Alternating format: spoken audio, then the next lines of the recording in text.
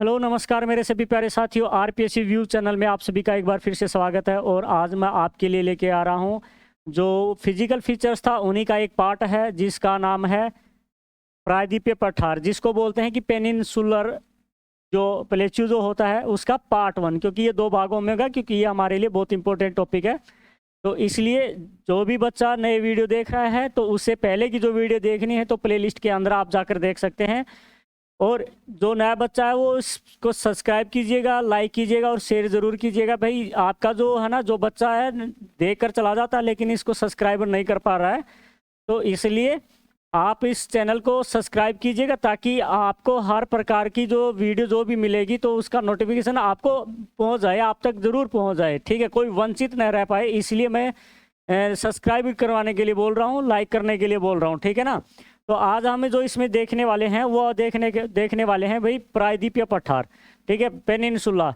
अब ये जो है, ये ध्यान रखना, आपके लिए जो कोर्स है ये फ्री है सेकंड ग्रेड की दृष्टि से। और वैसे अगर हम देखें तो ये ध्यान रखिएगा, इस चैनल के ऊपर जो आपका है फर्स्ट ग्रेड का भी स्टार्ट शुरू होने वाला है। और आरएएस प्री के लेवल का जो है, मैं अभी जो टीचर्स हैं वो एक्वायर कर रहे हैं, अभी मिल नहीं रहे हैं। तो जैसे मिलेंगे तो आपको आरएएस प्री लेवल का जो है फ्री का मटेरियल यहाँ पे उपलब्ध करवाया जाएगा। तो इसलिए सबसे पहले ये है कि इस चैनल से जुड़े रहें तो आपके लिए फ़ायदेमंद रहेगा। ठीक है, तो चलिए हम स्टार्ट करते हैं क्या प्रायद्वीपीय पठार।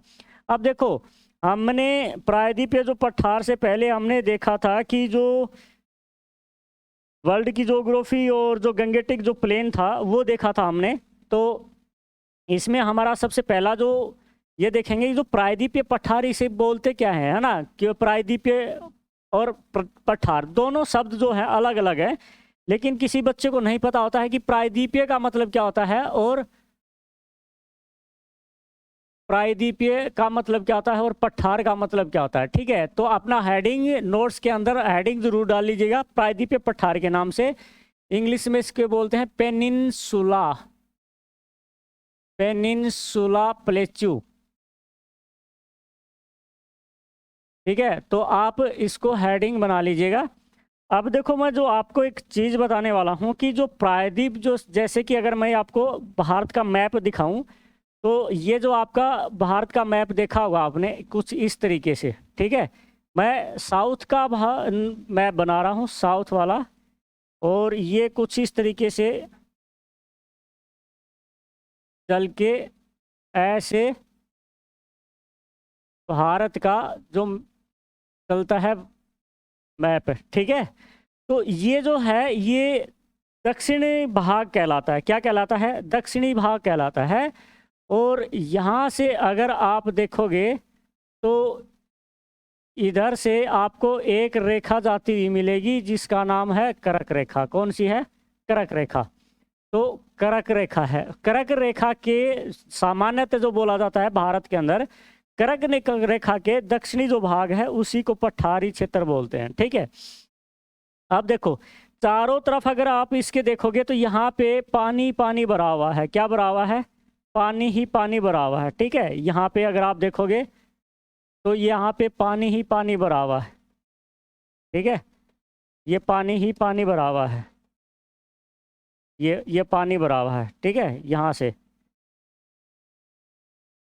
यहाँ पे मैं आपको बता देता हूँ कि ये बे ऑफ बंगाल है। ठीक है, और ये अरेबियन सी है, अरेबियन सी है। ठीक है ना, तो ये क्या है आपका? अरेबियन सी, यानी कि अरब सागर। अरब सागर लिख सकते हो। नीचे अगर आप देखोगे तो यहाँ पे आपको मिलेगी मन्नार की खाड़ी। क्या मिलेगी? बे ऑफ मन्नार, मन्नार की खाड़ी। अब हमने एक शब्द देखा है कि प्रायद्वीपीय क्या होता है, तो हम यहाँ पे देखेंगे तो ये पूरा का पूरा जो क्षेत्र है ये प्रायद्वीपीय पठार है। कुछ इस तरीके से फैला हुआ है। प्रायद्वीपीय पठार को अगर हम देखेंगे इस तरीके से, ये पूरा का पूरा जो क्षेत्र है ये प्रायद्वीपीय पठार है। ये क्या है बेटा? प्रायद्वीपीय पठार है। ये ऐसे ऐसे कुछ इस तरीके से फैला हुआ है। कुछ भाग यहाँ पे है और कुछ भाग अगर आप देखोगे तो ये वाला जो क्षेत्र है और कुछ क्षेत्र ये है। तो जहाँ मैंने लाल डॉट किए हैं, ये पूरा का पूरा पठारी क्षेत्र है। ठीक है, अब यह जो ये वाला जो भूखंड है ये तीन ओर से किससे गिरा हुआ है? जल से गिरा हुआ है। तो ध्यान रखना, भूखंड का कोई भी कोई भी जो भूखंड है, अगर वो तीन ओर से जल से गिरा हुआ हो तो उसको प्रायद्वीप बोलते हैं। क्या बोलते हैं? प्रायद्वीप बोलते हैं। क्लियर हो गया इस चीज का? अब इसको क्योंकि तीन ओर से, इधर से अरेबियन सी से गिरा हुआ है, इधर बे ऑफ बंगाल से गिरा हुआ है, नीचे हिंद महासागर बोल सकते हो या मन्नार की खाड़ी भी बोल सकते हो। तो तीन ओर से कवर जो किया हुआ है जलीय क्षेत्र किसी भी भूखंड को, तो ये वाला जो भूखंड है ये प्रायद्वीप कहलाएगा, पेनिनसुला कहलाएगा। ठीक है, तो ध्यान रखिएगा। तो पेनिनसुला की बात अगर हम करें तो पेनिनसुला यानी कि प्रायद्वीप पर जो पठार है वो किसे कहते हैं? भूमि का वह क्षेत्र, ठीक है ना, जो तीन ओर से किससे गिरा हुआ हो? जलीय क्षेत्र से गिरा हुआ हो, उसको हम क्या कहेंगे? पेनिनसुला यानी कि प्रायद्वीप कहेंगे। ठीक है ना, क्या कहेंगे? प्रायद्वीप कहेंगे। तो इसी तरीके से अगर आप यहाँ पे देखोगे तो ये पूरा जो क्षेत्र है इसी तरीके से गिरा हुआ है। ठीक है, इसी को बोलते हैं। अब पठार क्यों बोलते हैं? क्योंकि इसका जो निर्माण जो हुआ है वो किस तरीके से हुआ है? तो अगर आप देखो पठार, ठीक है, इसको बोलते हैं प्लेच्यू, ठीक है ना। तो जो प्लेच्यू क्या होता है? धरातल से ऊपर उठा हुआ, ठीक है ना, धरातल से उठा हुआ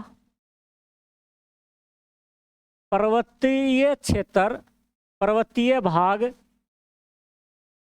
जिस पर चोटी न होकर सपाट पाया जाता हो। क्या? सपाट या समतल हो, ठीक है ना, उसको हम पठार कहते हैं। तो जरा यहाँ पे देखिएगा कि जैसे कोई भी अगर आपका क्षेत्र है वो कुछ इस तरीके से, ये आप देखोगे इसका तो ये इस तरीके से है। ठीक है, आप जब यहाँ पे देखोगे ना, ये वाला जो क्षेत्र है वो कुछ इस तरीके से गिरा हुआ है। ठीक है ना, ये वाला। इधर अगर आप देखोगे तो यहाँ पे पूरा जो क्षेत्र है ये पानी से गिरा हुआ है, इधर भी पानी से गिरा हुआ है। ठीक है, पानी से, ये ध्यान रखना, ये आपका वो है, ये पानी से गिरा हुआ है। ठीक है, ये पानी वाला क्षेत्र है। ठीक है ना, ऐसे। तो ये पानी वाला क्षेत्र है। ये जो भाग है ये आपका सरफेस है। ये क्या है भाई? सरफेस है। ठीक है, ये क्या है? सरफेस यानी कि धरातल, सतह है। तो धरातलीय जो है ना, लैंड सरफेस बोल दो इसको, तो भूमि जो धरातलीय सतह है उससे ऊपर ऊंचा उठा हुआ है। तो ये जो भाग है ना, ये ऊपर से देखो समतल है, यहाँ से ये क्या है? समतल है। अगर इसी के चोटियां होती, ठीक है, क्या होती बेटा? अगर इसी के चोटियां होती, कुछ ये इस तरीके से होता, ऐसे होता, तो हम इसको क्या बोलते थे?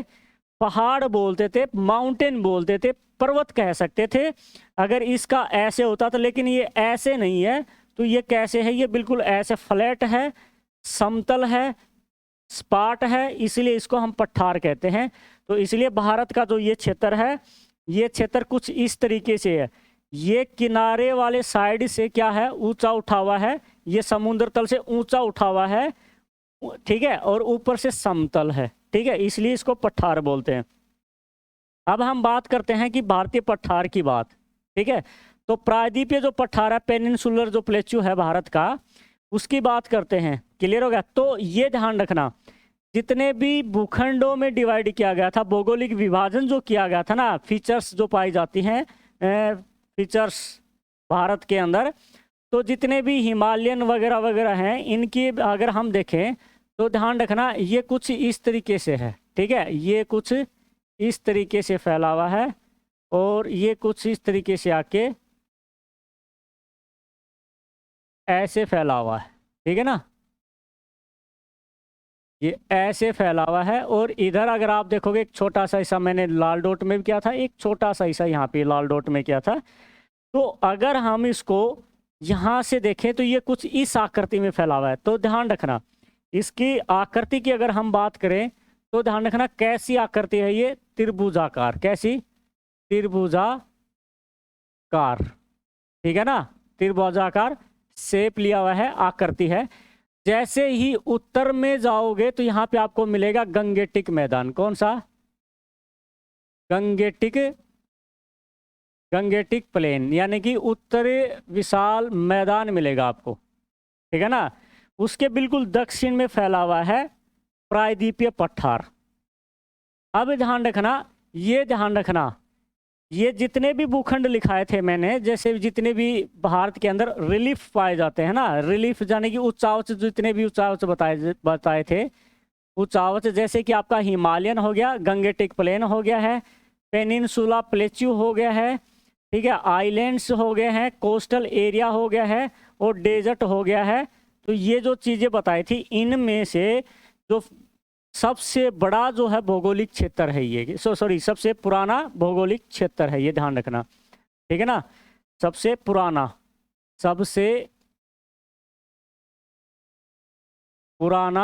भारत का भौगोलिक क्षेत्र है ये। क्या है? भौगोलिक क्षेत्र है, सबसे पुराना है ये। क्योंकि जो आज हम जो भारत जो देख रहे हैं वो ऐसा नहीं था। आज से 65 करोड़ वर्ष पूर्व अगर देखेंगे तो ये जो भाग है, यही भाग उत्तर पूर्व की तरफ गति कर रहा था, ठीक है। तो ध्यान रखिएगा, ये जो पार्ट नहीं, ये वाला जो भाग है, ये अफ्रीका महाद्वीप से अलग हुआ है। किससे हुआ है? अफ्रीका महाद्वीप से। अफ्रीका महाद्वीप का ही भाग है ये, ठीक है ना, का ही भाग है ये, ठीक है ना। इसलिए ध्यान रखना ये। तो आपसे पूछा जा सकता है कि प्रायद्वीपीय जो भारत है, पठार है, वो कौन से महाद्वीप का इशारा है? तो अफ्रीका महाद्वीप का इशारा है, ध्यान रखिएगा इस चीज़ का, ठीक है। वैसे अगर हम देखें तो ये गोंडवाना लैंड का हिस्सा है। किसका है? गोंडवाना लैंड का हिस्सा है, ठीक है ना, लैंड का हिस्सा रहा है। जो वैगनर महोदय के द्वारा जो एक बड़ा भूखंड का वर्णन किया था, जिसका नाम दिया था पेंजिया। पेंजिया 2 भागों में टूट गया था, अंगारा लैंड और गोंडवाना लैंड। तो उन्हीं में से एक है ये, जो साउथ वाला जो पार्ट था गोंडवाना लैंड, उसी में से अलग हुए हैं अफ्रीका, ऑस्ट्रेलिया, मेडागास्कर, भारत, ये उसी के भाग हैं, ठीक है।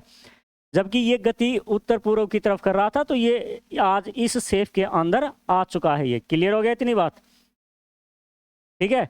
अब इसको एक बात और ध्यान रखना है, इसका कुल जो क्षेत्रफल है वो लगभग 16 लाख वर्ग किलोमीटर है। कितना है? 16 लाख वर्ग किलोमीटर है। यानी कि भारत का लगभग अगर मैं बात करूं तो आधा हिस्सा ये अकेले कवर कर रहा है, आधा हिस्सा अकेले कवर कर रहा है ये, ठीक है ना। तो इसलिए ध्यान रखना। अब ध्यान रखना इसका निर्माण कैसे हुआ था, तो निर्माण किससे हुआ था? तो इसका निर्माण की अगर हम बात करें तो निर्माण लावा के ठंडे होने से, लावा के ठंडे होने से हुआ था, ठीक है ना। तो ध्यान रखना, क्योंकि ये इसके अंदर अगर हम जितने भी अगर मिनरल्स वगैरह इनकी बात करेंगे तो वो जो मैग्मा के माध्यम से जो धरातल के ऊपर जो आते हैं उन्हीं की उपस्थिति पाई जाती है। तो इसलिए इसका जो निर्माण है वो मैग्मा या लावा के ठंडा होने से हुआ है। तो ध्यान रखिएगा इसका, ठीक है। इसकी धरातल से अगर हम औसत ऊंचाई देखें, यहाँ पे देखिएगा, यहाँ से जो सरफेस है, इस सरफेस से यहाँ तक की ऊंचाई को अगर हम देखें, कवर करें यहाँ से यहाँ तक की, तो ध्यान रखिएगा इसको बोलते हैं एवरेज हाइट, ठीक है ना। From land surface. तो भूमि से की जो भूमि जो धरातलीय जो सतह है वहाँ से इसकी औसत ऊंचाई है, एवरेज जो हाइट है इसकी, तो ध्यान रखना औसत ऊंचाई, औसत ऊंचाई जो है वो 600 से लेकर 900 मीटर तक है। यानी कि कहीं कहीं पे 600 पाया जाएगा, कहीं कहीं पे 900 मीटर तक पाया जाएगा ये। तो इसलिए ध्यान रखना है इसकी औसत ऊंचाई कितनी है। भारतीय पठार की बात कर रहा हूँ मैं, जो भारतीय प्रायद्वीपीय जो पठार है उसकी औसत ऊंचाई ये है। ठीक है, तो ध्यान रखना इस चीज का। चलो अब मैं यहाँ पे आगे और बताता हूँ इसकी विशेषताएं, थोड़ा सा इसको देखिएगा। अब इसमें कई बार ढाल पूछ लिया जाता है, तो ढाल की अगर हम बात करें तो देखो ये वाला जो हिस्सा है ना, ये वाला जो हिस्सा, ठीक है, अब यहाँ से जो ढाल है वो ढाल कुछ इस तरीके से है, यहाँ से है, यहाँ से, ठीक है ना। तो ये जो ढाल जो दिखाई दे रहा है आपको, ये ढाल ऐसे है, इधर है, इस तरीके से है, ठीक है ना। तो यानी कि पश्चिम से पूर्व की ओर है, कंप्लीट पूर्व की ओर भी नहीं है। ये जो नदियां जो निकलती हैं वो ऐसे आकर ऐसे गिरती हैं थोड़ी सी, ठीक है ना, इधर। और यहाँ पर अगर आप देखोगे तो कुछ नदियां इधर आती हैं, ठीक है ना, इधर। तो ये जो आपका जो है ना सतपुड़ा पर्वत है, ये कौन सा, सतपुड़ा और विंध्याचल वाला है ना, वो हिस्सा है। तो उसके उत्तर में देखेंगे तो इसका जो ढाल है, ये वाला जो ढाल है उत्तर की ओर है, किधर है, उत्तर की ओर है ये, ठीक है। और ये जो ढाल है ये ध्यान रखना दक्षिण पूर्व की तरफ है। तो आप सामान्यतः इसको बोल सकते हो कि पूर्वी ढाल पाया जाता है। कौन सा ढाल पाया जाता है, पूर्वी ढाल पाया जाता है। जितनी भी जो नदियां हैं वो यहाँ से निकलती हैं, ठीक है, यहाँ से निकलती हैं और इधर प्रवाहित होना शुरू कर देती हैं। इधर ऊंचाई कम है पूर्व की तरफ, तो ये जिस किनारे के ऊपर जो है ध्यान रखना मगन तट है वो लंबा मिलेगा आपको, क्या मिलेगा, मगन तट चौड़ा मिलेगा इधर, ठीक है। तो यहाँ पे आपको ध्यान रखना मैदान देखने को मिलेंगे, बीच वगैरह देखने को मिलेंगे, लेकिन इधर बीच देखने को मिलेंगे लेकिन बहुत कम मिलेंगे, ठीक है। इधर अगर आप देखोगे तीव्र ढाल पाया जाता है, ये कौन सा पाया जाता है, इधर स्लोप कम पाया जाता है। तो यहाँ पे देखिएगा ये जो किनारा जो है इसका, ये किनारा कहलाता है पश्चिमी किनारा, क्या कहलाता है। और ये इधर वाला जो किनारा है इसका, ये कहलाता है पूर्वी किनारा, क्या कहलाता है, पूर्वी किनारा। तो मैं यहाँ पे आगे आपको बता रहा हूँ कि जैसे जैसे आपका ये है, ठीक है ना,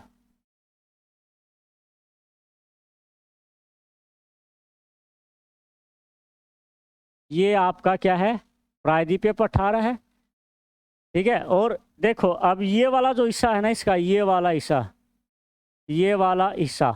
और ये वाला हिस्सा, ये बोला जाता है, इसको बोला जाता है पूर्वी घाट, क्या बोला जाता है, पूर्वी घाट, ठीक है।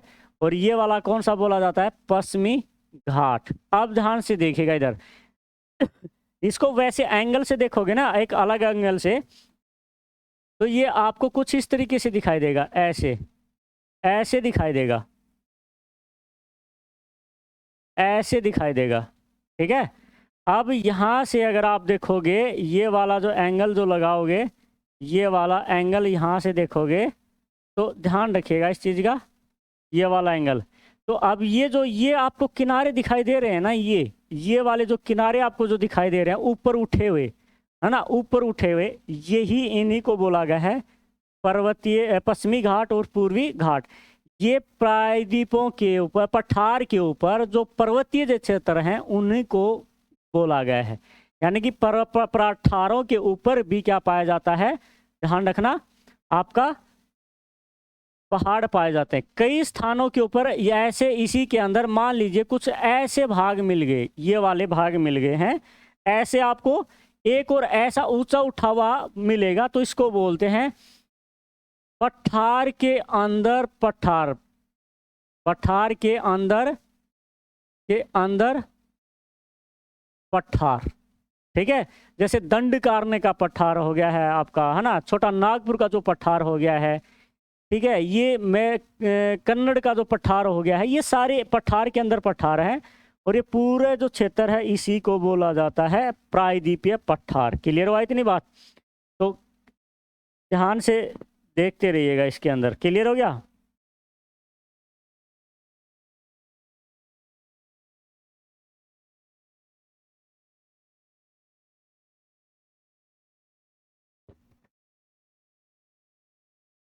बॉटम, बॉटम पे, ठीक है भाई। तो ध्यान रखना।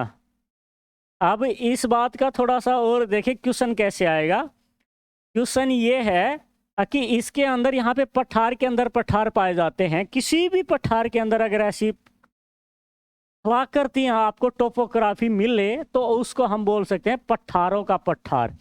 तो इसलिए इसमें लिखना शुरू कीजिएगा आप कि इसको क्या बोला जाता है भाई। ये मैं विशेषताएं बता रहा हूँ, ध्यान रखना, ठीक है ना।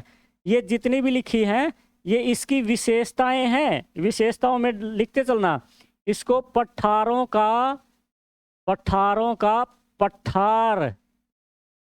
कहा जाता है, ठीक है ना।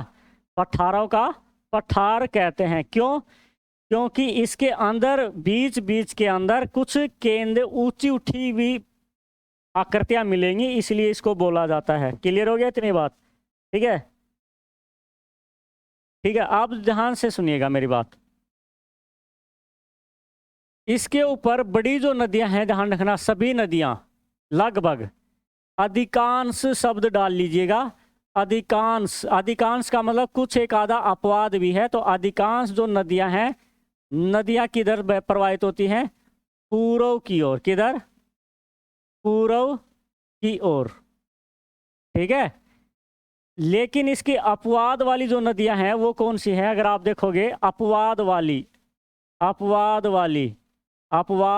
वाली नदियां, तो वो नदियां कौन सी है? नर्मदा और ताप्ती। वो पश्चिम की ओर प्रवाहित होती हैं। ये किधर? पश्चिम की ओर प्रवाहित होती हैं। तो प्रायद्वीपीय पठार की कौन सी जो नदियां हैं जो पश्चिम की ओर प्रवाहित होती हैं, बहती हैं, तो नर्मदा और ताप्ती, इनमें से कोई एक ऑप्शन आएगा, ठीक है। तो ये ध्यान रखना है, कोई एक ही आएगा बेटा।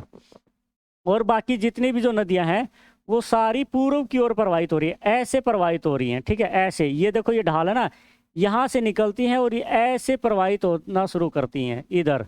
और ये जो नदियां हैं ये इधर प्रवाहित होती हैं। क्लियर हो गया इस चीज़ का? अब थोड़ा सा ध्यान रखिएगा इधर कि यहाँ पे जो नदियां आके गिरेंगी, एक तो ध्यान रखना यहाँ पे क्या पाया जाता है? त्रिव ढाल। तो इसमें आप लिखिएगा कि जो आपका, ध्यान रखना, प्रायद्वीपीय जो पठार है, प्रायद्वीपीय जो द्वीप जो पठार है, इसका पश्चिमी ढाल, इसका पश्चिमी ढाल, ठीक है ना, पश्चिमी ढाल तिरव है। तिरव का मतलब खड़ा ज्यादा है। ये देखो, ये देखो, ये जो ढाल है ना, ये ढाल बोला जाएगा, ये भी ढाल बोला जाएगा। यहाँ पे ढाल क्या है? तिरव है, तिरव है। कैसा है? तिरव। तो इसलिए यहाँ पे नदियां कैसी प्रवाहित होंगी? नदियां भी कैसी होंगी? त्रिव। त्रिव का मतलब तेज गति से पानी जाएगा, और तेज गति से पानी जाएगा तो जो इनका जो पानी है ना, पानी समुद्र में क्या हो जाएगा? समुद्र में घुल जाएगा, सीधा घुल जाएगा।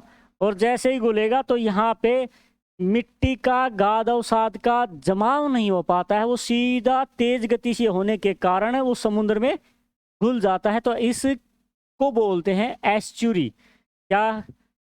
एस्चुरी, ठीक है ना।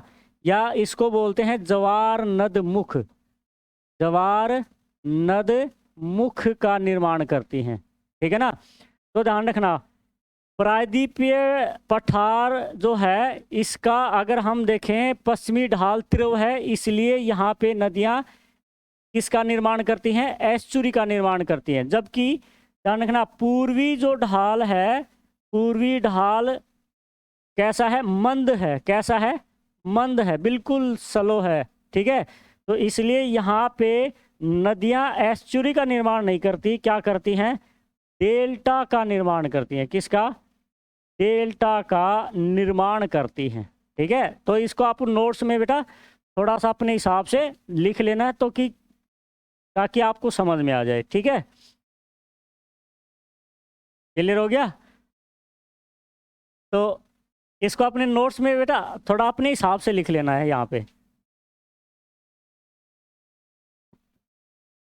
अब ध्यान देना इस चीज़ का, वापिस मैं एक बार यहाँ पे लेके जा रहा हूँ कि जो आपका जो ये वाला जो है ना, ये वाला जो हिस्सा, ठीक है ना, ये त्रिभुजाकार जो आकृति लेना शुरू करता है तो वो 22 डिग्री उत्तरी अक्षांश से लेना शुरू करता है, नॉर्थ लैटिट्यूड से। ठीक है ना, तो ये इसके बाद से देखो ये कैसा त्रिभुजाकार आकृति लेना शुरू कर देता है। तो हम ये कह सकते हैं कि 22 डिग्री जो उत्तरी अक्षांश रेखा है उसके बाद दक्षिण की ओर प्रायद्वीपीय पठार सकरा होता हुआ चला जाता है। ठीक है, तो इसमें आप लिखिएगा, इसमें लिखिएगा कि 22 डिग्री उत्तरी अक्षांश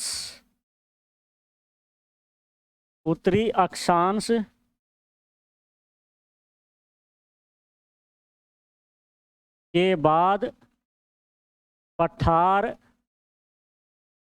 दक्षिण की ओर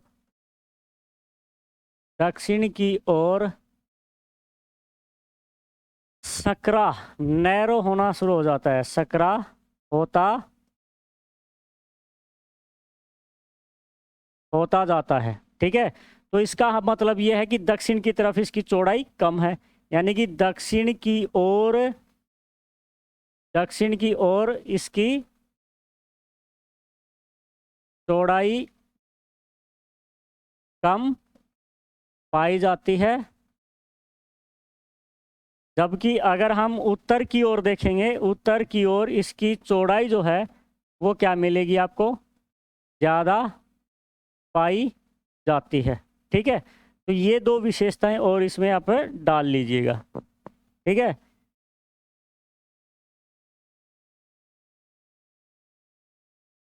तो अब ये जो है आपकी ये प्रायद्वीपीय पठार की क्या होगी भाई, विशेषताएं हो गई। क्या हो गई, विशेषताएं। तो आप इस चीज़ को नोट्स बनाते रहेगा और नोट्स के साथ साथ आप ये डायग्राम भी बनाते रहेगा ताकि आपको अच्छे से समझ में आ जाए। अब मैं इसमें कुछ चीज़ें वो कर रहा हूँ। ठीक है ना, तो इसमें देखो ये वाला जो हिस्सा अगर आपको दिखाई दे रहा है तो ये है अरावली। क्या है, अरावली। ठीक है ना, यहाँ पे जो आपको जो मिलेगा मालवा का पठार, क्या मिलेगा, मालवा प्लेच्यू। ठीक है, यहाँ पे आपको मिलेगा छोटा नागपुर प्लेच्यू पठार, ये आपको मिलेगा मेघालय पठार। ठीक है, तो यहाँ पे अगर आप देखोगे तो यहाँ पे मिलेगा दंडकारण्य का पठार, दंडकारण्य का पठार। ठीक है ना, ये आपका पश्चिमी घाट हो गया है। यहाँ पर अगर आप देखोगे तो यहाँ पे आपको मिलेगा विंध्याचल पर्वत, क्या मिलेगा, माउंटेन, विंध्याचल माउंटेन, फिर उसके नीचे सतपुड़ा माउंटेन। इन दोनों के बीच में यहाँ पे मिलेगा नर्मदा रिवर, और सतपुड़ा के बिल्कुल इधर देखोगे तो यहाँ पे मिलेगा ताप्ती नदी, ताप्ती नदी मिलेगी। ठीक है ना, इधर बुंदेलखंड का और बघेलखंड का जो पठार है वो भी मिलेंगे। यहाँ पे बुंदेलखंड, यहाँ पे बघेलखंड का पठार मिलेंगे। नीचे अगर आप आओगे तो यहाँ पे आपको मैसूर का जो पठार है वो देखने को मिलेगा। ठीक है, और इनके ऊपर फिर छोटी छोटी जो पहाड़ियाँ हैं, बहुत सी नीचे छोटी छोटी पहाड़ियाँ हैं, बहुत सारी। ठीक है ना, उन सभी का फिर हम इसमें वर्णन करेंगे। तो इसको इस चीज़ के लिए नोट्स बनाइएगा। तो आज की जो ये पहला जो पार्ट है इसमें आपको सिर्फ इसकी विशेषताएं जानना जरूरी है। ठीक है ना, क्या जानना जरूरी है, विशेषताएं ही जानना जरूरी है। और जो हमने इसमें जो विशेषताएं पढ़ी हैं उनको जाना है। अगर फिर भी किसी को कोई डाउट हो इससे संबंधित तो आप कमेंट के माध्यम से हमें बता सकते हैं, हम आपकी जो प्रॉब्लम है वो सॉर्ट आउट हो जाएगी। आपके हर कमेंट को रीड किया जाता है। ठीक है ना, तो इसलिए आप कोई भी प्रॉब्लम हो तो बता सकते हैं। तो कल जो है हम इसके ऊपर पठार की फीचर्स की बात करेंगे। क्या करेंगे? कल नेक्स्ट जो क्लास रहेगी, नेक्स्ट पार्ट के अंदर पठार की के अंदर जो फीचर्स हैं, जो फिजिकल जो फीचर्स भी पाई जाती हैं इसके अंदर, उनका हम जिक्र करेंगे, अरावली वगैरह वगैरह जो अन्य हैं इनका। ठीक है, तो मिलते हैं, इस सेशन को यहीं पे समाप्त करते हैं, मिलते हैं नेक्स्ट सेशन के साथ। जय हिंद, जय भारत।